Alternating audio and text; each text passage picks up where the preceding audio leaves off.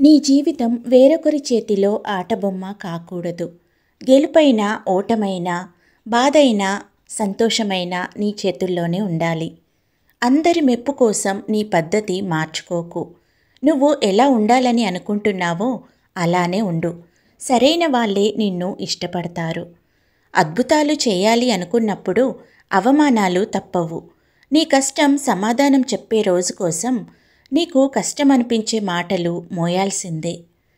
ఎవరో నిన్ను కాదన్నారని నువ్వు నిరాశ చెందాల్సిన అవసరం లేదు. ఒకరికి నచ్చని వస్తువు మరొకరికి ఎంతో బాగా నచ్చుతుంది. జీవితం కూడా అంతే.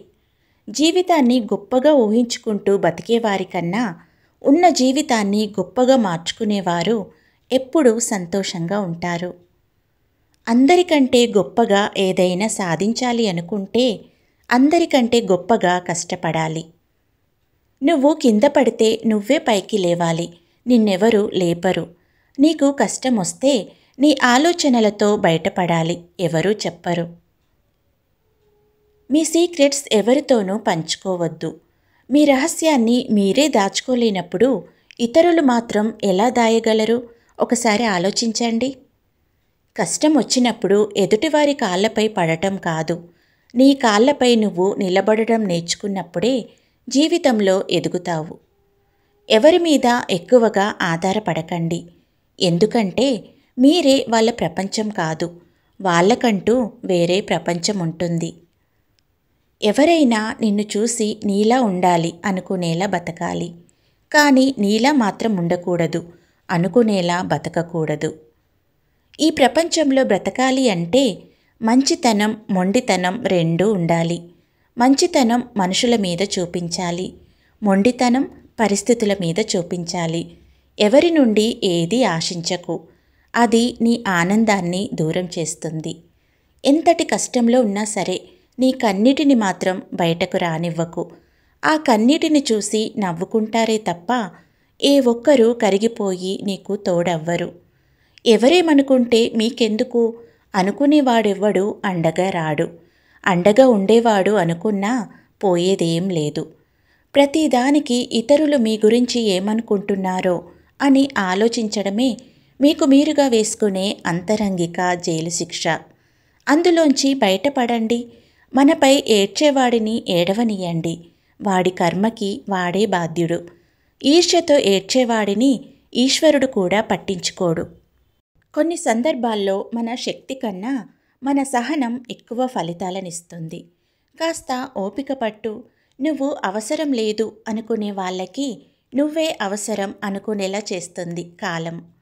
జీవితంలో కష్టాలొచ్చినప్పుడే మన ఆలోచనలు ఇంతకు ముందు కంటే తెలివిగా పనిచేస్తాయి. మనం ఊహించనిది జరిగినప్పుడు లేచి నిలబడే ధైర్యం ఉండాలి. అప్పుడే మనమేంటనేది మనకు తెలుస్తుంది. ఓపిక పట్టు. కష్టం కూడా ఒకరోజు కనికరిస్తుంది.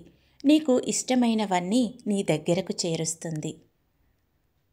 ఏడుపు వచ్చినప్పుడు ఒక్కరే ఏడవాలి. నవ్వొచ్చినప్పుడు నలుగురిలో నవ్వాలి. అందరిలో ఏడిస్తే నాటకం అంటారు. ఒక్కరే నవ్వితే పిచ్చి అంటారు. జీవితమే ఒక విచిత్రం. మెరిసేదంతా బంగారం కాదు. మంచిగా మాట్లాడే వాళ్ళంతా మనవాళ్ళు కాదు. మనం అందరికీ నచ్చేలా ఉండాలంటే మరో జన్మలో డబ్బుగా పుట్టాల్సిందే. మనం వెళ్ళిన చోట మర్యాద ఇవ్వలేదనడం సరికాదు. అసలు మర్యాద ఇవ్వని చోటికి మనం వెళ్ళడమే పెద్ద తప్పు. ఎప్పుడూ ఏదో కోల్పోయినట్లు ఉండకూడదు. అది అన్నింటికంటే ఎక్కువగా మనిషిని కుంగతీస్తుంది. ఎన్నో అబద్ధాలను అస్సలు ఆలోచించకుండా నమ్మేస్తాం. కానీ ఒక్క నిజాన్ని నమ్మడానికి ఎంతో ఆలోచిస్తాం. వెనక్కి తగ్గుతున్నామంటే వెనుకబడిపోతున్నామని కాదు, వేగంగా వెళ్లేందుకు సిద్ధమవుతున్నామని అర్థం. నీ విలువ తెలియని వాళ్ళకి దాన్ని తెలియజెప్పే ప్రయత్నం ఎంత మాత్రం చేయకు. మొహమాటానికి పోకుండా కాదు, లేదు అని చెప్పడం అలవాటు చేసుకుంటే చాలు. జీవితంలో సగం దరిద్రాలు వాటంతటవే దూరమవుతాయి. నీది కాని బంధాన్ని నీది అనుకొని ఆశపడి అక్కడే బందీగా ఉండిపోవద్దు. జీవితంలో ఏదైనా ప్రయత్నం చేయాలన్నా, చేసిన తప్పును సరిదిద్దుకోవాలన్నా, ఇప్పటికే ఆలస్యమైంది ఇక చేయలేను అని ఎప్పుడూ ఆలోచించకు. ఎంత ఆలస్యమైనా వెంటనే ప్రారంభించు. మనం ఎక్కడ ఎక్కువగా బాధపడతామో అక్కడి నుండే మన జీవిత పాఠాలు మొదలవుతాయి. కన్నీటి నుండే కసి పుట్టాలి. అవమానాల నుండే అనుకున్న లక్ష్యం సాధించే పట్టుదల పుట్టాలి. ఎవరైతే నిన్ను ఎగతాళి చేశారో వాళ్ళే నీకోసం ఎదురుచూసేలా ఉన్నత శిఖరాలకు ఎదిగే మార్గం పుట్టాలి. నిన్ను అవమానించేవాడు ఎంత గొప్పవాడైనా సరే అస్సలు వదిలిపెట్టకు. తగిన గుణపాఠం చెప్పు. ఎందుకంటే నిన్ను బాధపెట్టి అవమానించే హక్కు ఎవరికీ లేదు. ఎవరికి ఎక్కువగా వాల్యూ ఇవ్వకండి. లాస్ట్కి మీకు వాల్యూ లేకుండా పోతుంది.